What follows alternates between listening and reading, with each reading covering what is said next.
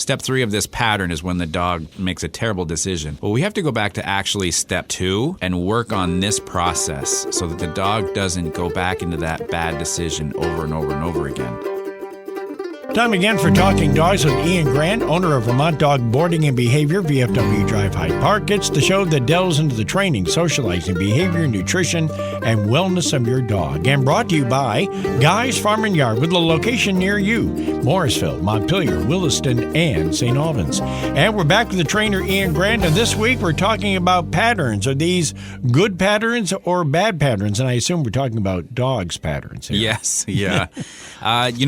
Easy way to remember this, obviously, is that wherever you keep the dog food bag and, maybe your dog hears the bag unravel, you hear the footsteps come over, they're prancing over. Oh, yes, they are. Yes. Yes, or taking a look off the couch and taking a look in the kitchen. Yes. And what happens is normally it doesn't take dogs long to realize the pattern, meaning, okay, as soon as I hear the food hit the dish, that means there's feeding time. Okay, right. Well, we're doing this probably twice a day. Normally people are feeding their dogs twice a day.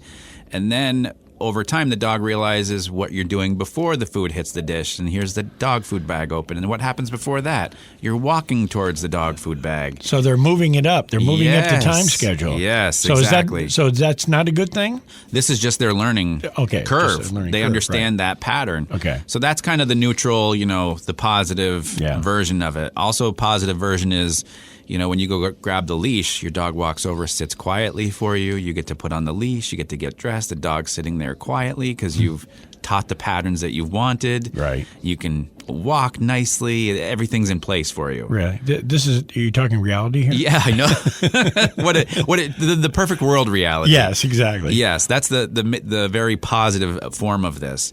Now, if we look at the negative part of this, of when you grab the leash, the dog goes berserk and is jumping through the roof. Now we're looking at the pattern to this. And I know we've talked about this in the past about, if the dog gets really crazy when you grab the leash, you can put the leash back down, you can walk back over and sit down and kind of interrupt that pattern. When we look at this behavioral-wise of maybe a dog being very fearful of something or is lunging at something, it doesn't matter what the behavior is. If you start to look at the pattern of when things are going well and then when they start to not go so well, we have to do the same thing the dog does, which is, okay, let's take step 3 example. Step 3 of this pattern is when the dog makes a terrible decision. Well, we have to go back to actually step 2 and work on this process so that the dog doesn't go back into that bad decision over and over and over again. And doing this can kind of, once you start to pinpoint these behaviors and you work on one scenario that the dog makes a bad decision, then we can build on it. We can go on to scenario number 2. But dogs live and breathe by patterns. How many people, or maybe you've experienced it yourself, where the dog walks over to you and it's about dinner time and they just stare a hole through your head because they know, hey, it's time for me to eat, so you have to get up. This is when you normally get up. You have to stop whatever you're doing yes. and get to me here. Yeah, you don't need to paint the house right now. It's time to feed me. Yeah, and this is important too, because when we look at training, and it doesn't matter if you're training sit, for example, you're teaching a dog a pattern. This is all, and the other part of it is it doesn't matter what kind of training you're doing, whether it's just obedience or agility or anything that you're doing around the house. Everything revolves around patterns. So let's kind of work on them.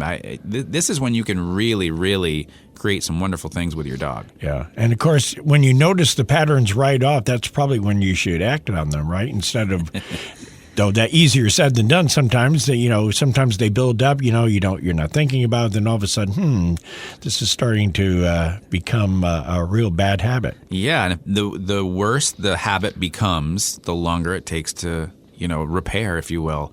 The old dog, new tricks analogy is, it can be true because most people don't stay focused long enough to work on those behaviors that have been grooved for years and years and years that are unwanted. But those patterns for the old dog that has been doing something wrong for many years, those patterns are not locked in, but they're in pretty tough solid. To get rid of. Yes, exactly. So obviously, when you get that new dog or you get that puppy, day 1 is the time to start. Don't worry about day 1 being all love, affection, and cuddles and kind of stuff. Which you can have some of. Yeah, but we don't want to, focus on that. In the back of my head, I've always thought the next time I adopt a rescue dog, I'm taking about 3 days off, and we're going to walk a lot, and we're going to play a lot. Right. And I want rules and boundaries crystal clear, and we're going to create a relationship, based around those kind of things and patterns. But, this is the time to dive in and pinpoint where it's going sideways. Yeah, if you see those bad patterns and you're just saying everything is just great and boy, then you're already 2 steps behind before you start. Yes, because sometimes when there's no rules to the pattern and there's no limit, then it can just get excessive because the dog just keeps doing it over and over, and they just get better and better at it. That they do, yes. That's for sure. Back with our question from the doggy bag in just a moment here on Talking Dogs. Hey there, dog lovers. Get ready to mark a special date on your calendar, October 5th to the 7th. Right here in the heart of Vermont during the breathtaking foliage season, I'm thrilled to invite you to the Canine Fusion Workshop. We're diving into the art of assessments, the joy of playful interactions, and the exhilaration of canicross. No matter your role in the world of dogs, this workshop is designed for all of us who cherish our canine companions. Join me in a passionate community of dog enthusiasts for an immersive experience of learning, connection, and growth. And here's the best part. Your experience will be complemented by the beauty of Vermont's foliage season. And did I mention that we've got your meals covered? Lunch, coffee, and snacks are all included. Reserve your spot now by visiting our website, vermontdogboardingandbehavior.com/workshop. Let's fuse the magic of training, play, and canicross into an unforgettable experience. See you on October 5th. Roaming is a Los Angeles-based premium lifestyle brand that is motivated by nature. Roaming features high-quality, earth-friendly dog products made from renewable and natural materials like their bio-based and 100% compostable biodegradable dog poop bags. These bags really are awesome. I've been using their bags for a few months now, and I love the durability, the way they feel, and the fact that they are good for the earth. They also have a special discount for our listeners. Use code VermontDog to get 20% off your first purchase, including 20% off the first 3 orders if you sign up for one of their poop bag subscriptions. They also have some beautiful leather leashes made right here in the USA. You can check them out at roaming.com. That's ROMNG.com. Back with Talking Dogs with Ian Grant from Vermont Dog Boarding and Behavior, VFW Drive Hyde Park. Find out more about his facility and his programs at Vermont Dog Boarding and Behavior. That's all spelled out.com.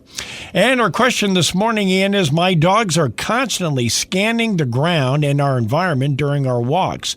Is there a way to fix this? So what are they scanning and looking for? Are they just doing their nose work or? They're hunting. They're hunting. Ah, yeah. Back to the prey. Back to the prey drive. Yep. From last week. This is what you will see when dogs start to walk out of the house.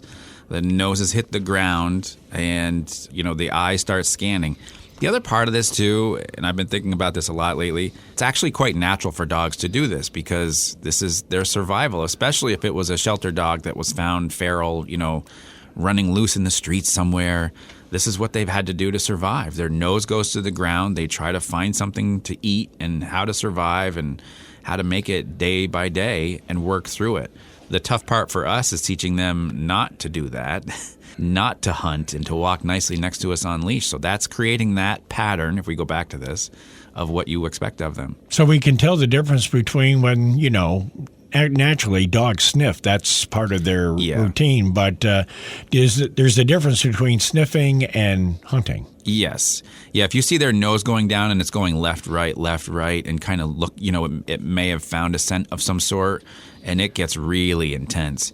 I have no problem if you want to give your dog time to sniff on the walks and sniff certain areas as long as it's structured, and you'll see a completely different kind of sniffing. It's more investigation and curiosity. Right. What's here and there? Yeah. We don't want it to turn into tracking. Because tracking is when they find that scent and the tail goes up, their nose is glued to the ground, and they just go. So what do you do at that point? I'm going to rein that dog back in right next to me, put it into a sit. And this almost, we had a question a few weeks ago about a dog lunging at another dog. Sometimes that scent can be so strong that you've crossed that dog's threshold of being able to hear you, but just from a sniffing standpoint. So we have to rein that brain back in. We may have to remove him from that environment a little bit and work our way back through it again. But it can get intense there, too. All sniffs are not equal. Yes, especially when they become intensive sniffs. Yes, that's it. If you have a question for Ian, you can email him directly to info@vermontdogboardingandbehavior.com.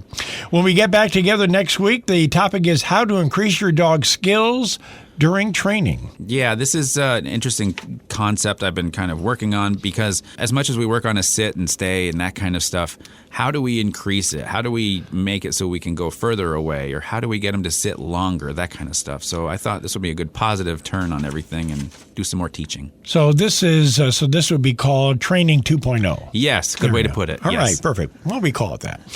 Next week on Talking Dogs, brought to you by Guys Farm and Yard with locations in Morrisville, Montpelier, Williston, and St. Albans. And for the trainer Ian Grant, I'm Roland LaJoy, and we are Talking Dogs.